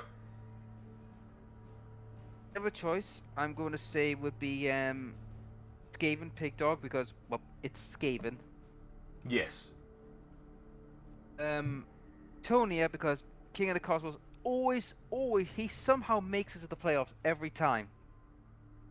Yes, that's why I put him in my list. Yep. The other one is the Chaos Dwarves because Blonde Cow, and I think he's overdue for a good run here. Overdue. And Chaos Dwarves is just a good team. I would say myself with the High Elves because I know how to use them, and it could be interesting how it goes. Well, not include yourself. That's self-bias. Yeah. The other one I would say would be Bright Ops of the Goblins. Ah, thank you. I would say that Bright Ops is going to cause chaos. I don't think he's going to worry about the ball as much. No, Like but I also, I will be honest. By selecting goblins, I'm aware that I'm playing this with the idea of I'm playing to have a good time, not a long time. But at the same time, I kind of want to just actually win this son of a bitch, just if it, for no other reason than to see all the nuffling and all the shit I've dealt with for the other 8 seasons. Just suddenly, this is the season where where it all comes due and I win it all. If you win with Goblins, man, then I don't know what to say. You would definitely deserve the reward. if you win with Goblins, right, you would probably be made as legend, because as far as my recollection goes, no stunty team. Oh, one stunty has one, which is the Underworld, wasn't it? Did you class them as stunty? They're half stunty team, but I'll classify them as stunty myself because over half their team is strength 2 players. Yeah, I played Underworld in the first thing and it went wrong fairly quickly. I won the losers league, but that doesn't that's exist not anymore. really it. Yeah. Yeah, we stopped that. But I mean, if you're not counting Underworld, then there hasn't been a true stunty team. If you do count Underworld, then there has been one. I would say Underworld's definitely the higher tier of the stunties. Yeah, it's one of those weird things with that's the thing. I can't really say the Underworld is stunties anymore because of the fact that it's one of those weird hybrids, isn't it? It's sort of like the lizard. It's sort of like a more sort of gray area than the lizard team, lizardmen team. Oh yeah. Yeah, and lizards are not really considered stunty. Yeah. Because they have stunty players, but they also have players that can just punch you in the face. So I guess in that regard, if we're going by that rules, then Underworld is not a stunty team. It's one of those gray areas, I would say, but yeah, I think we just got it for right now. Who would you think would be the 8 teams that will probably make it to the big dance? Let's see. Well, now I'm gonna say all this is gonna depend on the blessing of Nuffle, because the whims of Nuffle can screw over anyone. Exactly. Oh yeah. No matter what team they play. Mm-hmm. But let's see. I feel like Skaven and the Skaven Orcs and let's see. I feel like at least one of the Elven teams. I feel like probably Elven Union, but Probably Elven Union's probably Malt's gonna make it. So, yeah, Malt's probably gonna make it, but then there's Black with High Elves. It's either Malt. It's one of the at least one of the other 3 will get there. Okay. Like if not 2. Like we'll see. Wood Elves are very much a case of they'll either make it or they won't make it to the end of the thing. They'll make it or they'll die. Yeah, Except the pretty tree. much. Yeah. Yeah, they'll make it or they'll die. So. You got 3. All right, so 3. Chaos. Did I mention Chaos already, or? Nope, you haven't. You said. Yeah. I think Chaos. Chaos Dwarves is or something. Chaos, Nurgle, and Undead probably. All right, you got 6. Don't include yourself because that's a self-bias. Yeah, like I'm aware that mine is very RNG dependent. Yes, on very being in the much top so. 8. You can do some crazy But things, but yeah, RNG. But yes, so we'll see if our luck comes around there. But as far as stable, well-played teams,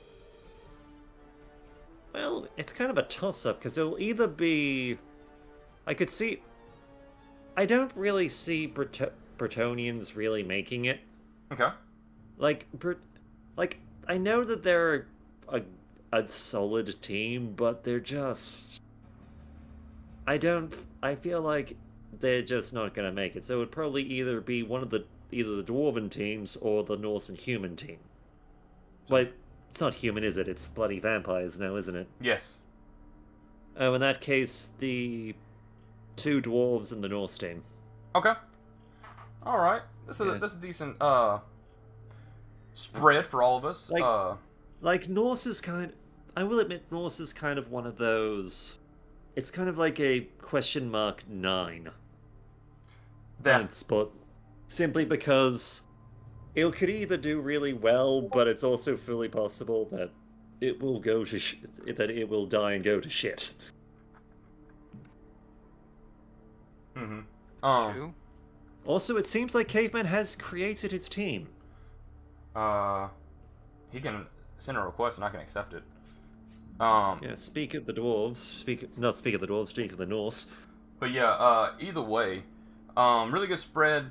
But we've had the stream long enough. Just a reminder for everyone, we will be doing something different for the upcoming weekly analysis. We're going to have announcers. We're going to have a bit of a script, and we're going to have this thing look a little bit more polished and time maintained. I'm looking to have videos at least 30 minutes and lower. I hope I can have it like that. A lot of games to go through, a lot of stuff to be made, a lot of work to be done. Either way, thank you all for watching. Thank you, Black, and thank you, Bright, for doing a surprise visit into this No problem. Analysis. I saw you were on. I saw you were on. I was up, and I just thought, screw it, let's try it. You're lucky I'm not in a bad mood. I'm just joking with you. Anyways, thank you all for watching. Take it easy. It's probably gonna be a few weeks before we start the season because we're waiting on Black's computer to be repaired and fixed so he can play the game. But either way, we'll see all of you in the next analysis with some new announcers and whatnot. And thank you all again. Take it easy. I'll see all of you in the next live stream. Later. Later. Have fun.